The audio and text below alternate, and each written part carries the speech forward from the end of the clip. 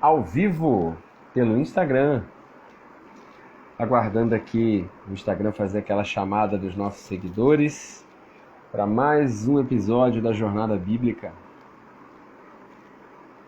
Hoje, Lamentações de Jeremias. Lisiane, bem-vinda para mais uma segunda juntos, estudarmos a Bíblia. Vou dar aquele tempinho aqui para o Instagram fazer a chamada. Hoje o livro é mais curtinho, acho que a gente consegue falar bem rápido. Olá, Marinaldo, bom que você está aqui. Você já participou da Jornada Bíblica alguma vez? É a primeira vez que você está participando, Marinaldo? Dá um retorno aqui nos comentários. Késia, bem-vinda. Késia sempre nos assiste. Fico muito feliz, sabe? Quando vocês falaram que... Boa noite. Quando vocês falaram que assistem a Jornada Bíblica na televisão, eu falei, que legal. Eu vou até te pedir, Késia, tira foto da televisão. Eu quero me ver aí na televisão da sua sala. Consegue botar... Mas eu acho isso muito poderoso, né? A gente fazer algo pela internet e chegar na casa das pessoas, né? E é como se eu estivesse aí, a gente estivesse em reunião. Reunião com a sua família, com seus pais. Vamos abrir a Bíblia, vamos orar, vamos estar juntos. Isso é muito legal. Agora há pouco eu acabei uma reunião, por isso que eu brinquei com o Marinaldo aqui. O Marinaldo estava na reunião comigo agora, da Antioquia. Me reuni aí com uns 16 alunos que estão começando a Antioquia. E é muito lindo, né? Você vê assim, pessoas de várias igrejas, de vários bairros diferentes, estudando pela internet, né? Acho que a internet ela nos abre muitas portas, né? Muitas portas muito boas da gente poder comunicar com pessoas de vários estados. Aqui no Instagram eu tenho visto pessoas de vários estados. Tem gente da Bahia me ouvindo? Escreve aqui nos comentários. Qual é a sua cidade? Você é de Salvador? Você é de Mata de São João, Camaçari? Do Rio de Janeiro mesmo? Você é de Terra Fértil aqui de Maíba? Vai colocando aqui para eu saber. Então eu acho uma porta de Deus que, se for bem usada, né, pode ser muito útil para a gente passar, né, o caminho de Cristo. Lisiane está me passando os avisos aqui que eu sempre esqueço, ó.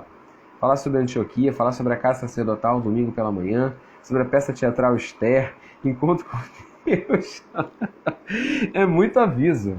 Vamos lá. Primeiro, Antioquia, gente. Eu sou, né, um dos ministros de Terra Fértil, né, da Igreja Ministério Terra Fértil de Maíba, vocês já conhecem.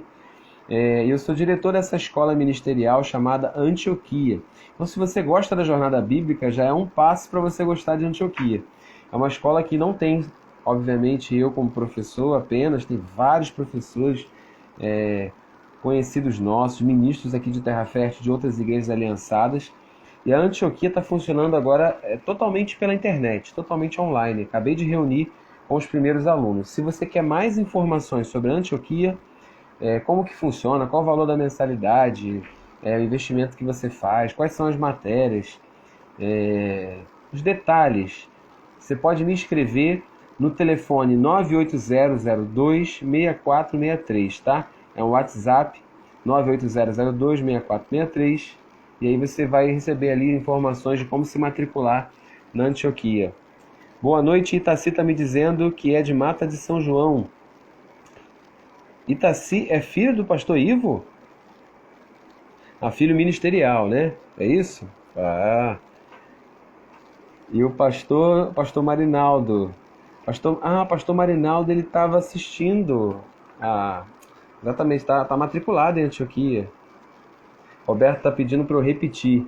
Roberto, acho que o som devia estar ruim aí, né? Eu estava falando estou fazendo os anúncios, né? Estou falando sobre a nossa escola Antioquia. Se você deseja fazer parte de Antioquia, escreva para o número 98002-6463, tá? Eu te passo todas as informações sobre essa escola, 98002-6463, sobre essa escola ministerial. Quanto tempo dura, como é que funcionam as matérias, quais são as matérias, qual o investimento. A gente está matriculando ainda, tá? Você pode se matricular qualquer período do ano. Legal que o pessoal que estava na reunião está vindo aqui para a Jornada Bíblica. Diego entrou agora, Anderson entrou agora. Que bênção a nossa segunda-feira a gente poder ministrar de casa, né? Terminar o dia falando da palavra. Glória a Deus. Isso é maravilhoso. Isso é muito bom. Deixa eu continuar os anúncios aqui. Só falei de Antioquia. A Lisiane pediu para reforçar que vai haver, vou começar do último, Encontro com Deus no dia 10 de abril. É um encontro com Deus feito em um dia, tá? Por causa da pandemia a gente adaptou para ministrar tudo em um dia, então você não precisa se preocupar que vai dormir fora, nem que vai ter que tomar banho, é o dia inteiro. Toma banho antes de ir, né? Você não vai precisar tomar banho na igreja. Então economiza muito roupa, bagagem, e você é sacudido pelo poder de Deus um dia inteiro com Deus. Sábado, dia 10 de abril, de 7 da manhã até 9 da noite. De 7 da manhã a 9 da noite, encontro com Deus um dia inteiro, tá bom? Você só precisa se preocupar, não precisa se preocupar com bagagem, se preocupa em levar um coração aberto. Eu sei que muita gente já fez o encontro com Deus, já teve experiência do encontro com Deus, mas divulga para aqueles que ainda não tiveram, para aqueles que ainda não fizeram. Vai haver na igreja Ministério Terra Fértil em Uaíba, Rua Augusto de Castro, número 4. Leva pessoas para passar pela experiência do encontro, tá bom? Quem é que tem que ir para o encontro com Deus? Qualquer pessoa que queira encontrar Deus. Ah, mas ele é católico, mas ele quer encontrar Deus? Então pode levar. Ele é de qualquer religião, não precisa ser crente não. Mas ele está numa busca, só não leva gente que não quer, né? Tem gente que quer, às vezes a gente quer mais do que a pessoa, né? Tem gente que quer levar a gente para o encontro que a pessoa não quer. Mas assim, se você conseguiu falar com a pessoa tem fome de Deus, essa é a pessoa que tem que estar lá, tá bom? No dia 4 de abril, que é o domingo anterior ao encontro, a gente vai fazer um espetáculo na igreja, um espetáculo teatral. Você sabe que a nossa igreja recebeu promessas, profecias a respeito das artes, do teatro, e a gente tem feito, né, um trabalho de excelência, dirigidos aí pela Daiane e pelo Daniel. Eu tô na peça, estou revelando aqui, spoiler, não deveria, mas eu estou fazendo uma pequena participaçãozinha na peça, e a gente está preparando um espetáculo Esther, né, para ser apresentado no domingo de Páscoa lá em Terra Fértil, tá bom? Dia 4 de abril. A gente vai transmitir também pelo YouTube, pelas redes sociais, para ficar gravado, para você assistir depois e quem é de outro estado também acompanhar. Lisiane também pede para eu reforçar aqui o nosso trabalho com a Casa Sacerdotal. Você sabe que nesse período de pandemia muita gente não está podendo reunir em pequenos grupos, nem fazer festinhas. Até soube, né, que na Bahia as medidas estão mais restritivas do que aqui no Rio, né? A situação lá em Salvador está mais restrita. Mas a gente tem incentivado, porque a gente entende que Deus está falando nesse tempo. Mesmo num tempo de pandemia, Deus está nos falando. E Ele está falando, olha, fica dentro de casa. Cuida da sua casa, cuida da sua família. A gente tem ouvido isso o ano inteiro. Então a gente está estimulando, e eu quero estimular você também, a ter um dia na sua semana para o culto doméstico. Um dia, é simples. Abrir a Bíblia, isso aí é a igreja raiz, né? A igreja raiz. Eu lembro que os nossos pais, nossos avós faziam isso. E com o tempo a gente perdeu essas raízes, essa essência, né? Mas faça o culto com a sua casa. De repente você não está podendo sair da sua casa e fazer uma reunião na casa de alguém. Mas priorize. Eu tenho feito com a minha casa já há alguns meses e eu tenho visto o quanto minha filha está aprendendo. Quem tem que ensinar a Bíblia para minha filha não são os professores da igreja. De repente não está tendo salinha na sua igreja, não está podendo ter. Mas isso é uma oportunidade, porque quem tem que discipular os filhos são os pais.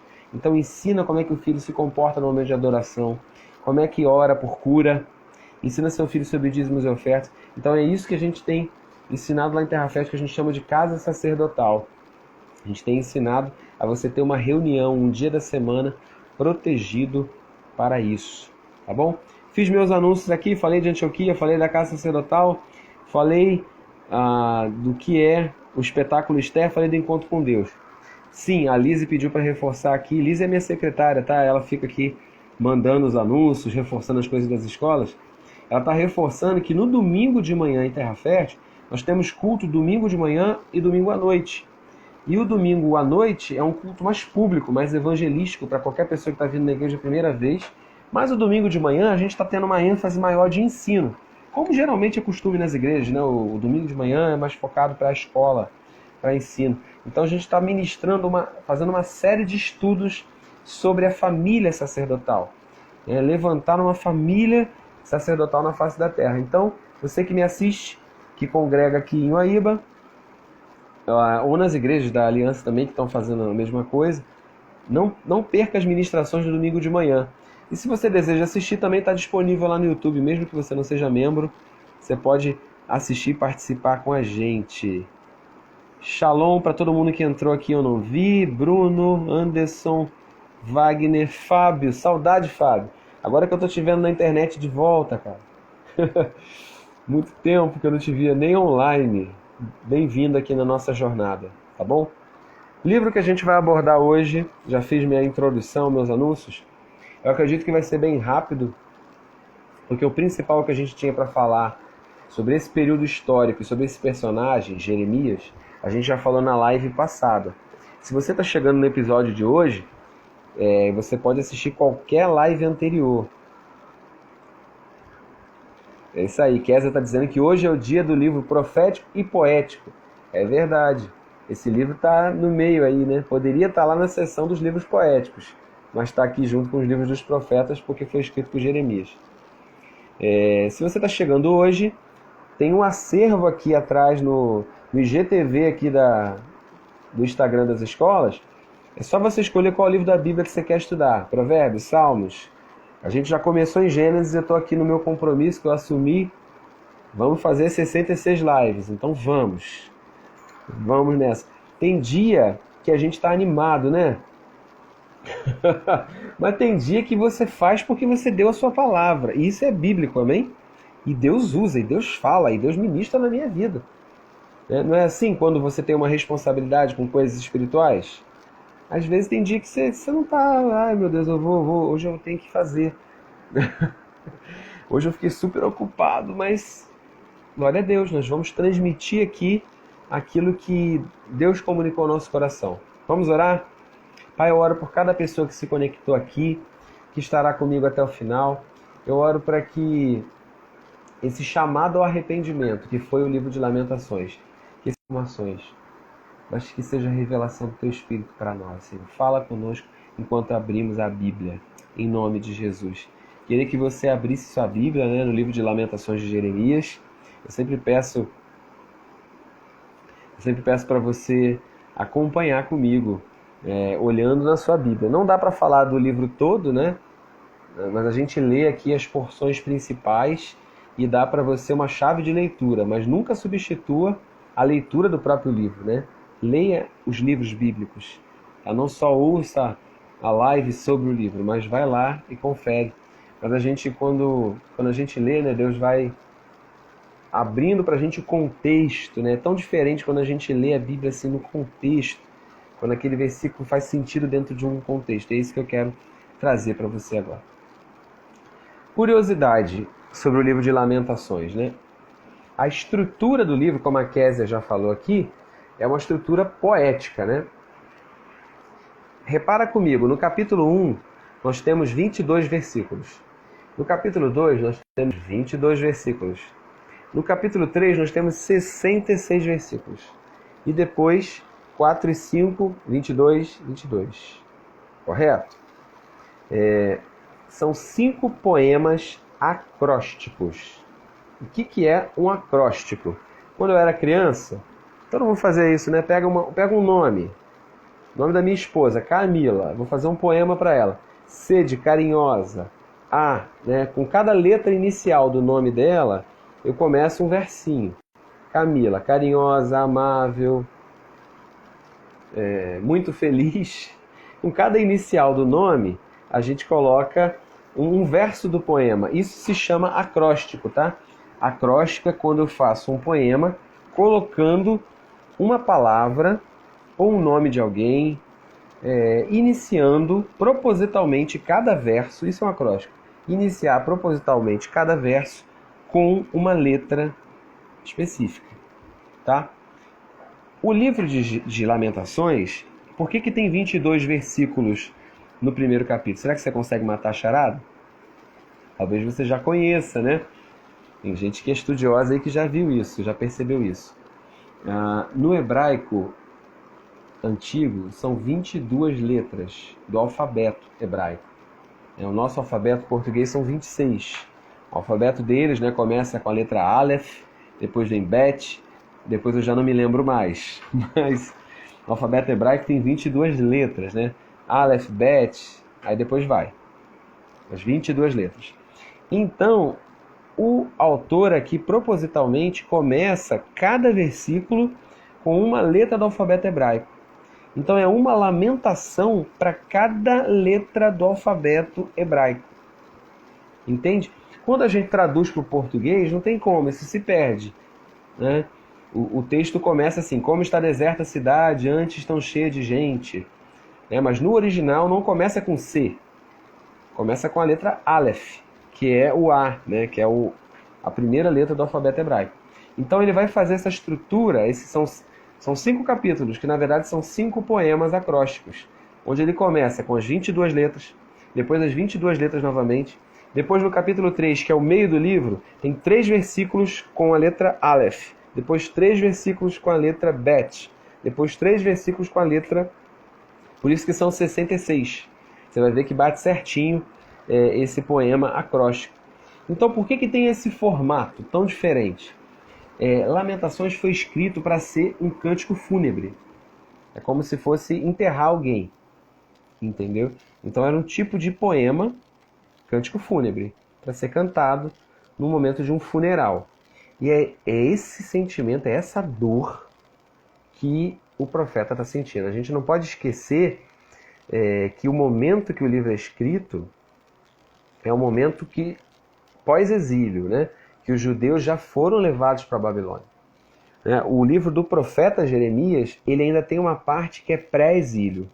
É Deus chamando Jeremias, ele profetizando as nações, depois ele conta um pouquinho dos reis que eram da época dele. Então, ainda é um período pré-exílio, início do exílio, mas Lamentações ele já é todo após o exílio. Aquelas coisas horríveis que aconteceram quando Nabucodonosor invadiu Jerusalém, tomou ali os judeus. Ele levou para a Babilônia ouro, riquezas, coisas importantes de ouro que Salomão tinha colocado no templo, objetos do templo, que era sagrado para os judeus, né? Era um monumento arquitetônico importante na antiguidade, era o orgulho de Israel. Imagina roubar o orgulho de uma nação. Né? Foi isso que Nabucodonosor fez, levou o rei prisioneiro, levou os nobres, as pessoas mais importantes. Só ficou na cidade as pessoas assim, que não tinham trabalhos muito importantes, entendeu? Nem que poderiam contribuir. Tanto que Daniel é levado para a Babilônia porque ele fazia parte, certamente, de uma boa educação, uma boa escolarização, uma boa instrução. Né? Então, ele fazia parte de uma nobreza, que foi, por causa da inteligência dele, ele foi aproveitado lá na Babilônia. A gente vai entrar em Daniel daqui a 2 semanas. Na semana que vem, Ezequiel, na outra, Daniel. Então, por isso que é um livro triste. Por isso que o nome é Lamentações. O livro das Lamentações de Jeremias, porque é o livro depois do exílio, ele vai lá e começa profeticamente a escrever o enterro de Jerusalém, o cântico do funeral de Jerusalém. Eu vou ler, só para você entender o tom do livro, os 3 primeiros versos.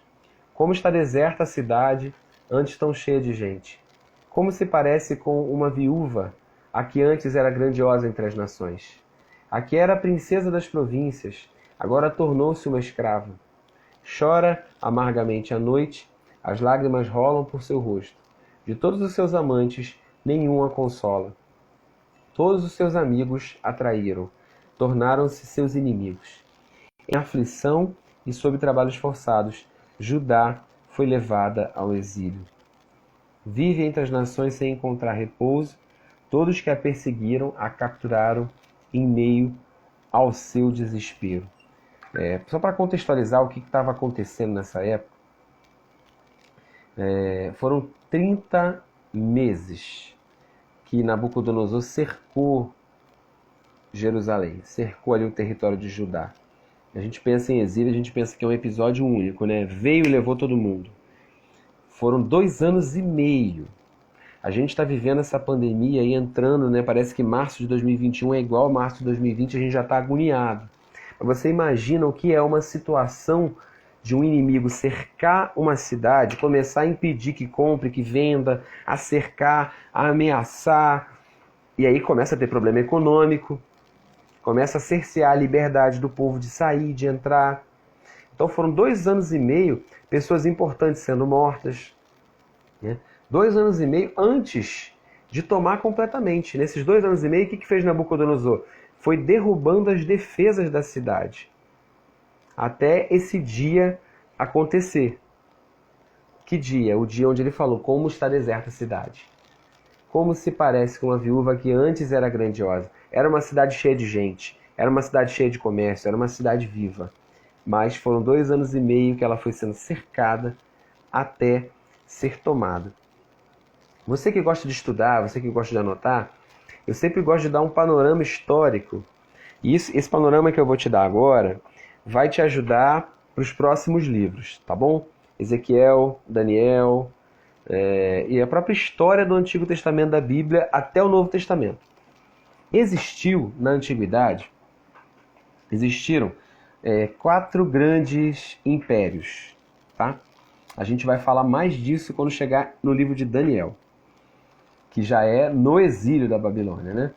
Mas existiram 4 grandes reinos, impérios na Antiguidade. O Império Babilônico, anote aí, você que anota. Babilônia é o primeiro desses grandes impérios. Quando eu digo grande império, é império que toma o mundo da época, entendeu? Existiu, né, nações ricas como Egito, na Antiguidade, lá dos patriarcas, né, desde José, desde Moisés, outros povos, outras civilizações importantes. Mas quando eu falo império, eu estou querendo me referir a quando um povo, uma etnia, coloniza o mundo. Então, Babilônia tomou boa parte do mundo do seu tempo, tá? Aquele povo ali que vivia na região que hoje é o Iraque, entre os rios Tigre e Eufrates, ali no Oriente Médio, aquele povo de Babilônia, do Iraque, foi se expandindo e tomando, e levando para o cativeiro, ali, trazendo para si, trazendo para o exílio, os reis, as pessoas importantes das nações, tá? Então, Babilônia é o primeiro grande império, que é esse que a gente está falando aqui. Jeremias ainda viu Babilônia tomando os judeus, tá? Depois que Babilônia cai, então já não é mais tempo de Jeremias, nem é tempo de Ezequiel mais. Daniel vê a transição da Babilônia para um outro grande império. Daniel ele era um sábio tão importante que ele chegou a servir também ao outro império que se levantou. Você que gosta de anotar, depois de Babilônia, é o Império Medo-Persa. Tá? A Pérsia é o que a gente chama hoje de Irã. Tá? Essa região aí dos Medos e dos Persas. Esse Império Medo-Persa vai ser através deles que vai ser liberado um decreto para os judeus voltarem para a terra. Porque os judeus estavam onde? Os judeus estavam na Babilônia. Tá bom? Estou situando você na história.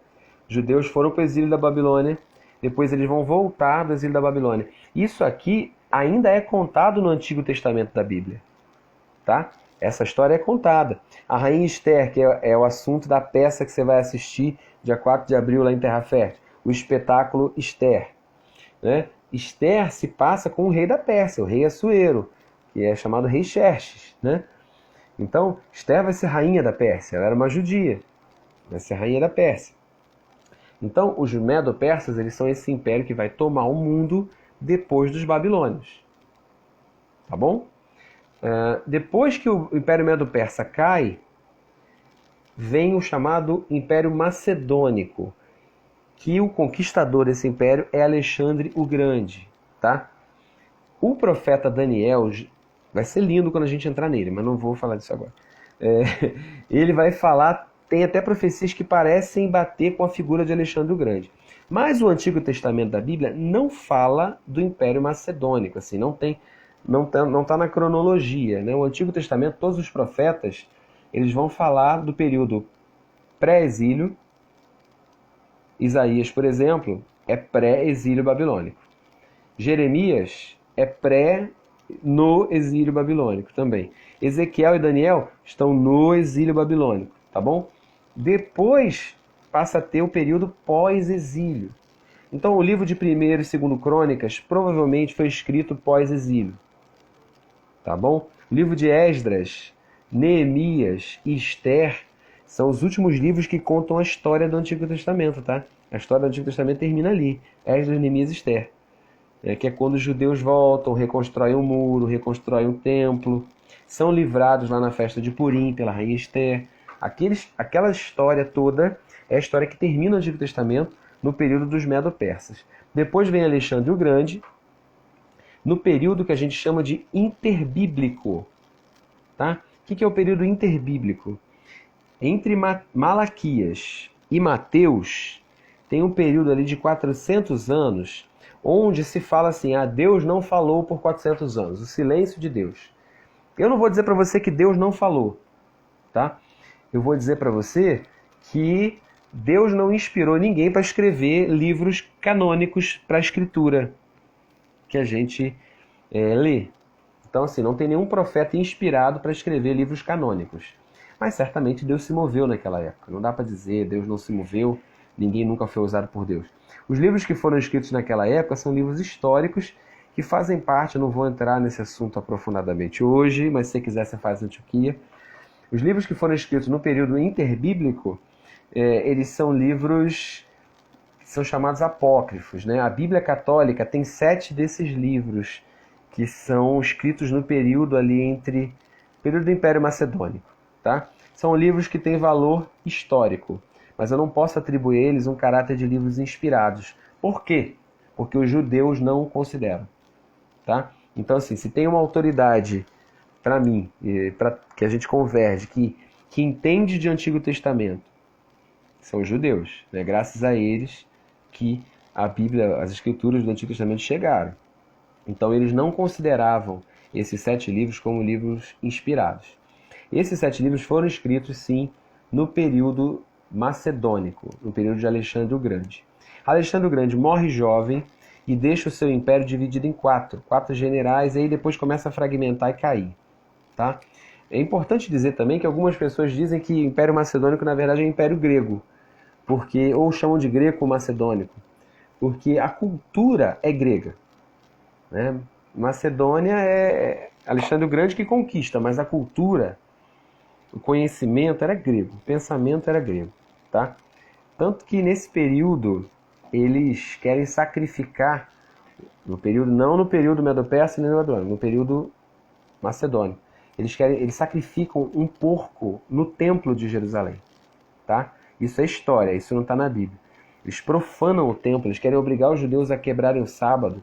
E aí tem uma revolta, porque os judeus, diferente do mundo inteiro que aprecia a cultura grega, que acha barato, filosofia e tal, né? Os judeus não querem abrir mão dos seus costumes de jeito nenhum. A história se passa, o Império Macedônico cai, os romanos tomam o mundo da sua época, tá? E os romanos aí eles começam a colocar governadores nas regiões. Herodes vai ser governador da Judéia, e aí começa a história do Novo Testamento.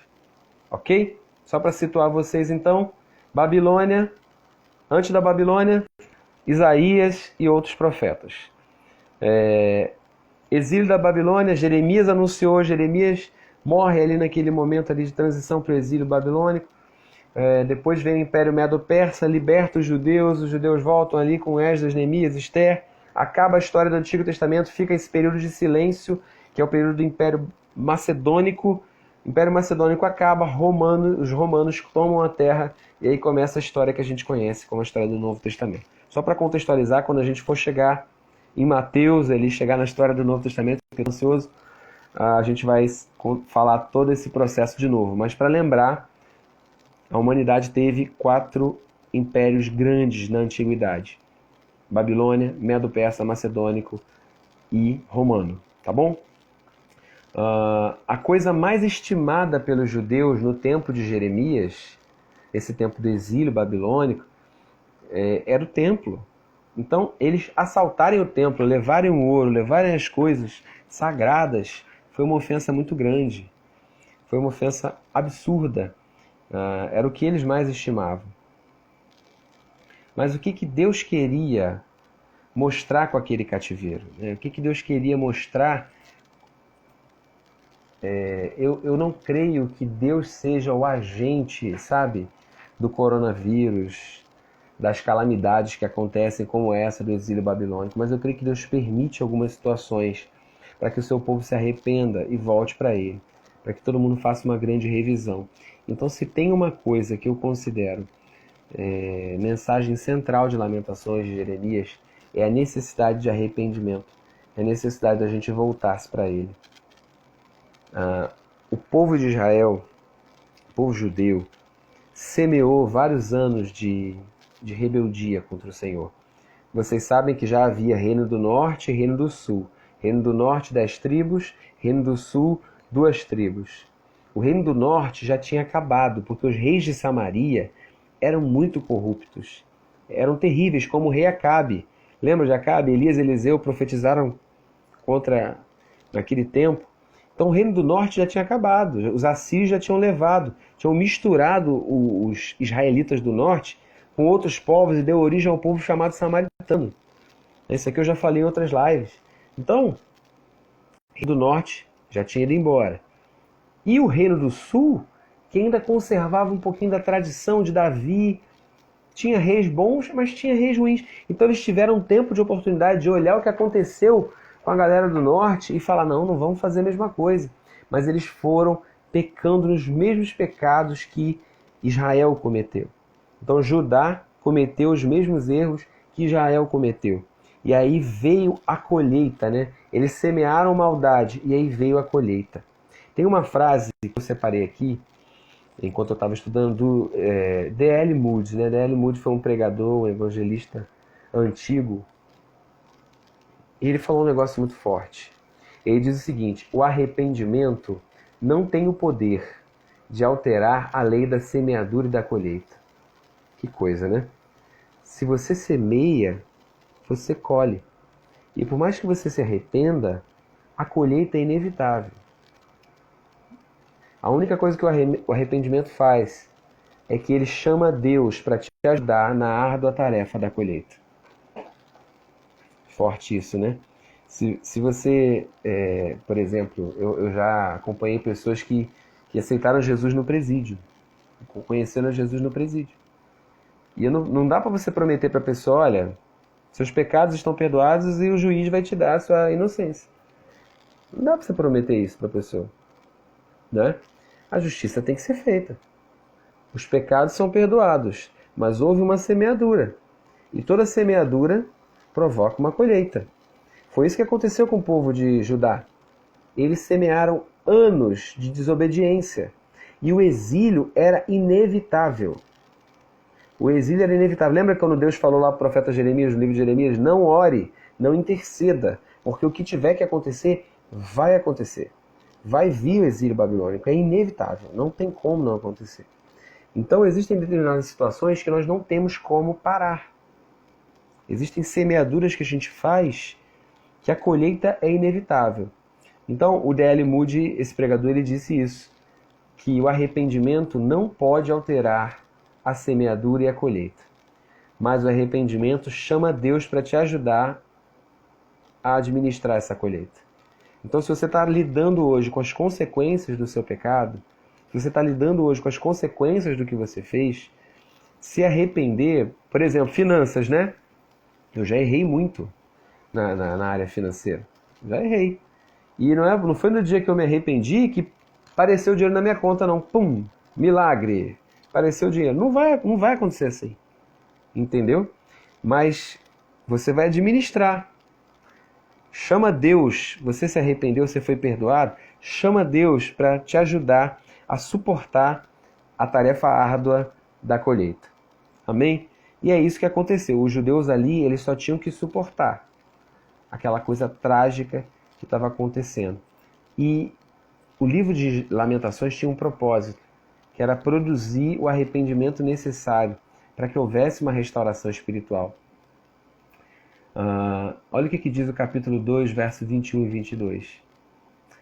Olha, Senhor, e considera, a quem o Senhor tratou dessa maneira? Deverão as mulheres comer os próprios filhos, as crianças de quem elas cuidaram? Deverão os profetas e sacerdotes ser assassinados no santuário do Senhor? Jovens e velhos espalham-se em meio ao pó das ruas, Meus jovens e minhas virgens caíram mortos à espada. Tu os sacrificastes no dia da tua ira. Tu os matastes sem piedade. O texto diz ainda que os corpos das pessoas infestaram as ruas de Jerusalém. Quem não morreu pela espada ficou ali no meio da doença, no meio dos corpos abandonados no chão, né? A cidade foi realmente um massacre. Quem não morreu foi levado para o cativeiro. Quem ficou, ficou em péssimas condições. O rei na época era o rei Zedequias. Foi o último, lembra que eu falei? É o último da monarquia judaica, né? O rei Zedequias foi capturado, foi cegado. Furaram os olhos dele, ele morreu cego na Babilônia. Mas teve filhos, né, que garantiram ali a linhagem real até o Messias. Lamentações 4:20, ele diz assim: o ungido do Senhor, ele era o próprio fôlego da nossa vida, foi capturado em suas armadilhas. Lamentações de Jeremias 4:20. E nós que pensávamos que sob sua sombra viveríamos entre as nações. Havia muita esperança, né? Quando fala ungido do Senhor, a palavra, né, é Machia, é a mesma para Cristo no Novo Testamento, né? Então eles esperavam que o rei, o Machia, o ungido, que ele fosse aquele que ia dar a cobertura. Mas o rei foi tomado, eles falaram, o ungido foi capturado. E aqui, é claro, não está falando de Cristo, está falando do rei Zedequias. Curiosidade, né? Os judeus, eles leem Lamentações publicamente. Só voltando aqui, porque eu acho que minha conexão deu uma travada. Voltei. Estou falando para vocês que o livro de Lamentações foi lido entre os judeus a cada ano no mês de Abib, no 9º mês. E eles faziam isso para fazer memória da destruição do primeiro templo. O primeiro templo foi destruído em 586 a.C. E o segundo templo foi destruído em 70 depois de Cristo. Para você também guardar essa questão dos templos, né? Quantos templos houve em Jerusalém? O primeiro templo foi construído por Salomão. A gente já estudou isso aqui na Jornada Bíblica. Era um monumento suntuoso, glorioso. Quer saber mais? Assiste a live de Esdras, que você vai ver. Esse templo vai ser destruído aqui pelos babilônicos, né? Pelo povo babilônico. E depois, quando Esdras e Neemias voltam, tem um momento de reconstruir os muros de Jerusalém e de reconstruir o templo. Mas eles fazem uma reforma, né? Esse segundo templo, ele não é perto da glória do que era o primeiro templo. E no tempo dos romanos, o rei Herodes faz uma reforma nesse segundo templo. Então foram 2 templos. Né? O terceiro, que é o de Herodes, na verdade é uma reforma do segundo, que é na época de Jesus, está lá em pé, e Jesus fala que não ia ficar pedra sobre pedra. Esse segundo templo, reformado por Herodes, que Jesus falou que ia ser destruído também, Jesus fala isso no ano 30 depois de Cristo. O templo vai ser destruído no ano 70, quando o general Tito vem com os romanos. Isso é história, isso não está na Bíblia, tá? Mas ele vem e destrói aquele templo e começa a diáspora dos judeus até 1948, quando eles começam a voltar para sua terra. Mas até hoje eles não conseguiram reerguer o terceiro templo, tá? Tem um projeto para o terceiro templo. O que é o templo hoje? A área do templo. O que ficou, segundo a tradição, é o Muro das Lamentações, tá? Aquela região lá de Jerusalém. Você até pode botar na internet, tem câmeras que pegam ao vivo o Muro das Lamentações, o movimento ali em Jerusalém. É ali que eles ficam batendo no peito, né? E se lamentando e se arrependendo, fazendo memória de que o templo foi destruído.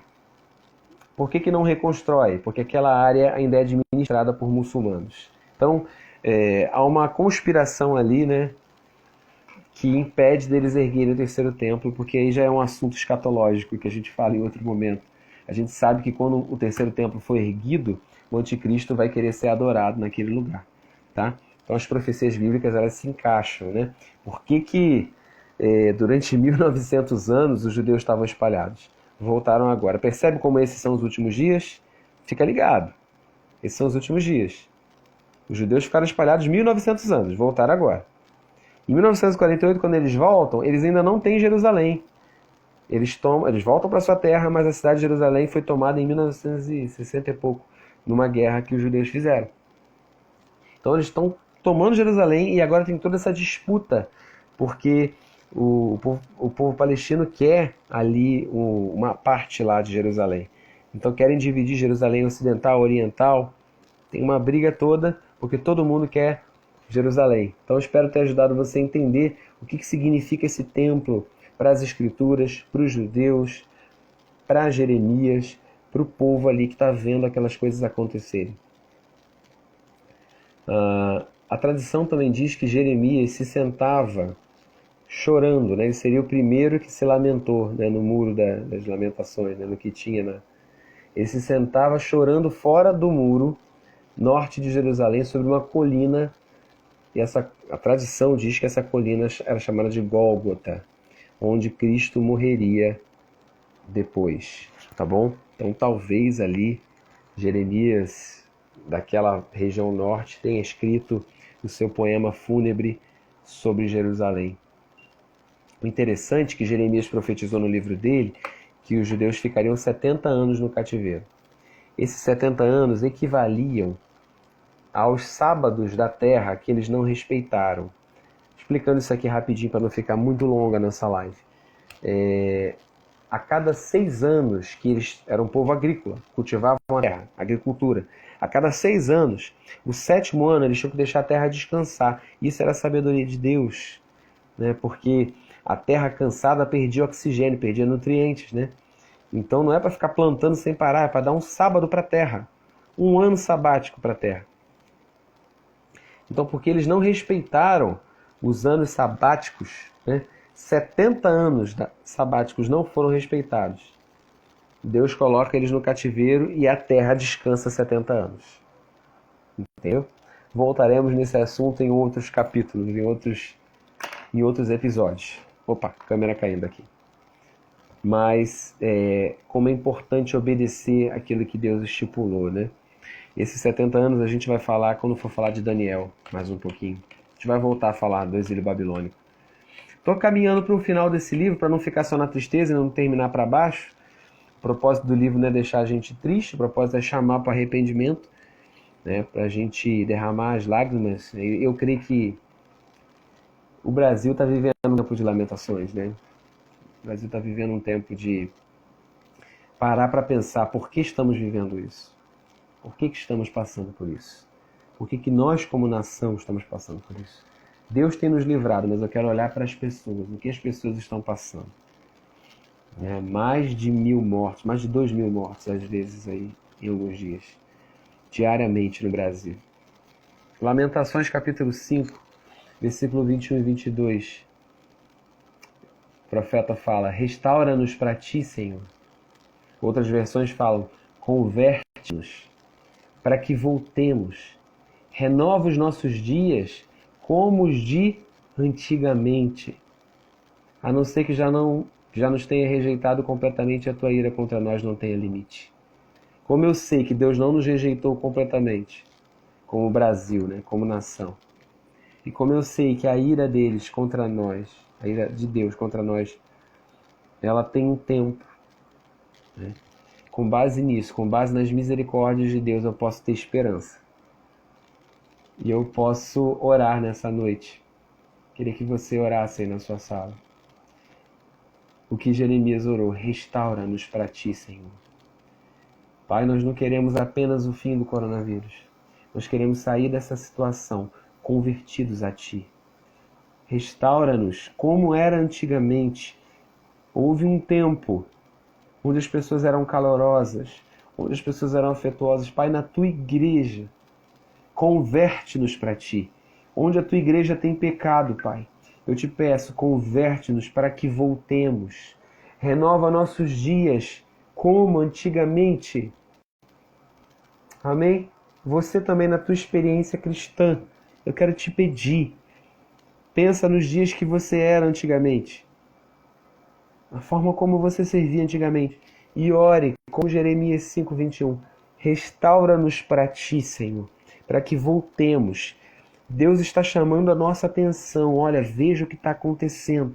A igreja precisa voltar para Ele. A igreja precisa se converter para Ele, para aquilo que ela foi antigamente, para que a gente possa retornar. Roberto está pedindo oração pela família, da esposa dele, pela sua família. Roberto, eu posso tocar a tua vida agora, aí onde você está, você e sua casa. Que vocês sejam restaurados. Se vocês estão vivendo um tempo de lamentação, que vocês sejam restaurados, que vocês entendam os tempos de Deus e se voltem para Ele na oração, na súplica, que vocês possam ver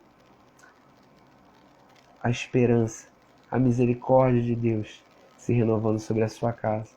Quero terminar, claro, com o texto mais importante desse livro. Parece que o que é mais importante está no meio, está no capítulo 3. No meio de tanta tragédia, de corpos pelo chão, de pais que perderam filhos, de filhos que perderam os pais, e no meio da tragédia que a gente está vivendo, o que pode nos dar esperança? Lamentações. Amém? Os irmãos estão orando aqui pelo Roberto. Glória a Deus, irmãos, pela vida de vocês. Isso aqui é o corpo de Cristo funcionando. Amém? Lamentações, capítulo 3. Recebe essa palavra, Roberto. Profetizo sobre sua vida. Sobre todos aqui. Nós vamos terminar com esse texto. Lamentações 3, 20, 21. Lembro-me bem disso tudo.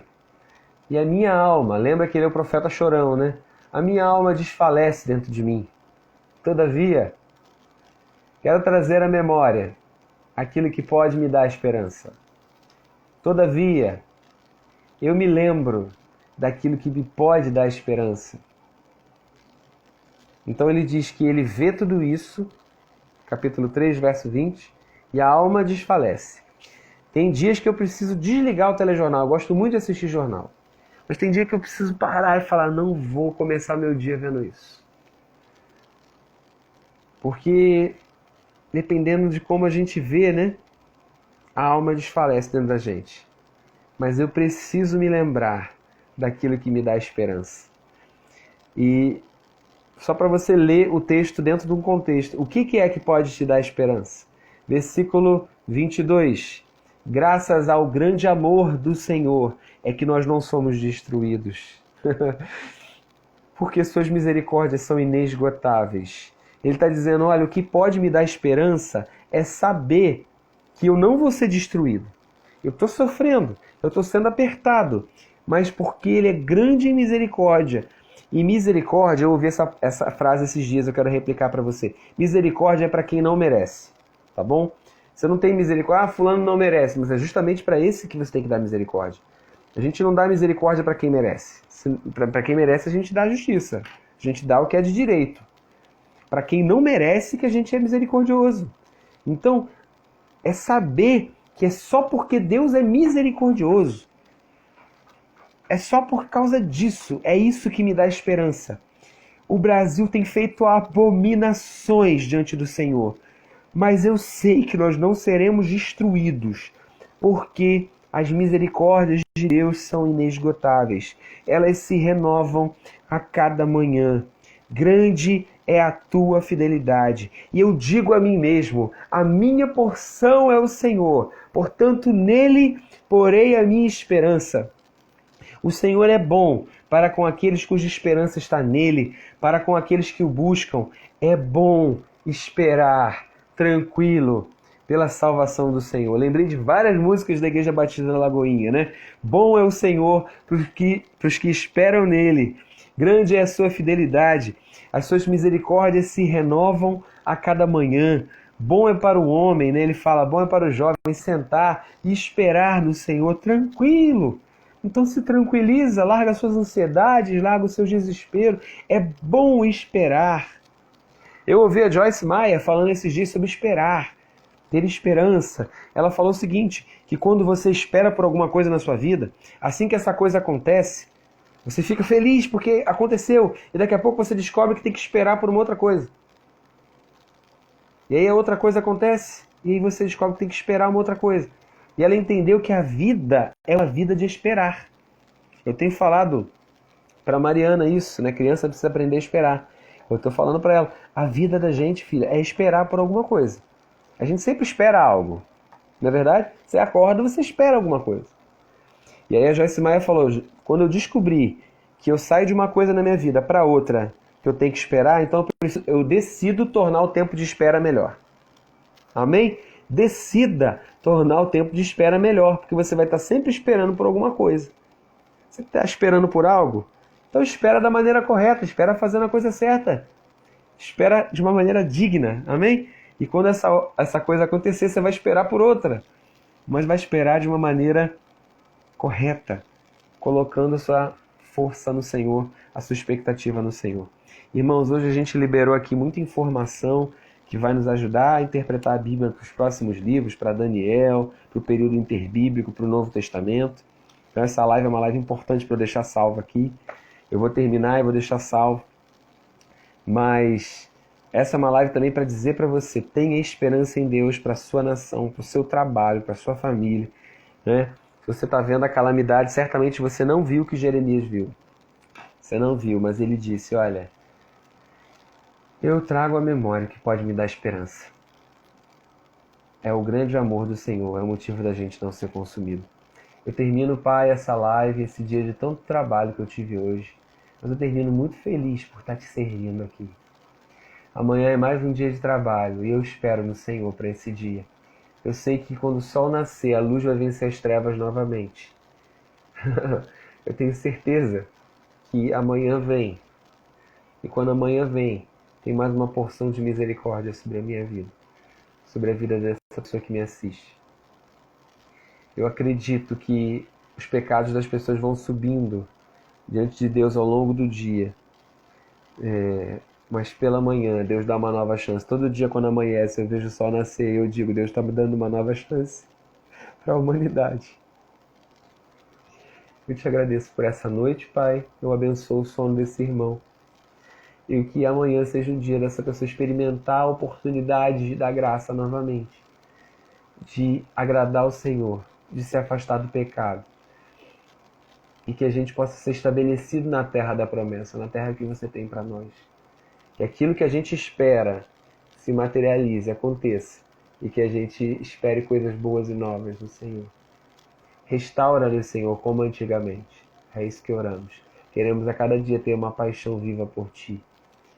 Eu te abençoo em nome de Jesus. Se essa live colaborou para a tua vida, envia para os seus amigos, compartilha muito para que pessoas sejam evangelizadas até, porque eu creio que essa mensagem faz muito sentido para quem deixou o primeiro amor esfriar, para quem se afastou dos caminhos do Senhor, que essa mensagem chegue. Ajuda essa mensagem a ser espalhada,